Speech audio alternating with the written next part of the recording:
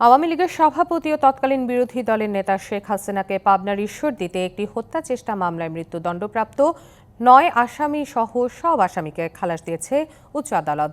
বিচারিক আদালতের রায়ের বিরুদ্ধে আসামিদের আপিল ও ডেথ রেফারেন্সের শুনানি শেষে বিচারপতি মোহাম্মদ মাহবুবুল ইসলাম এবং বিচারপতি মোহাম্মদ হামিদুর রহমানের সমন্বয়ে গঠিত হাইকোর্টের দ্বৈত বেঞ্চ এই রায় ঘোষণা করে।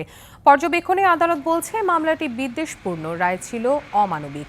১৯৯৪ সালের ২৩ সেপ্টেম্বর খুলনা থেকে ট্রেনে ঈশ্বরদী হয়ে সৈয়দপুরের দলীয় কর্মসূচিতে অংশ নিতে যাচ্ছিলেন তৎকালীন বিরোধী দলের নেতা শেখ হাসিনা। তাকে বহনকারী ট্রেনটি ঈশ্বরদী স্টেশনে ঢোকার মুহূর্তে ট্রেন ও শেখ হাসিনার কামরা লক্ষ্য করে গুলি চালায় দুর্বৃত্তরা।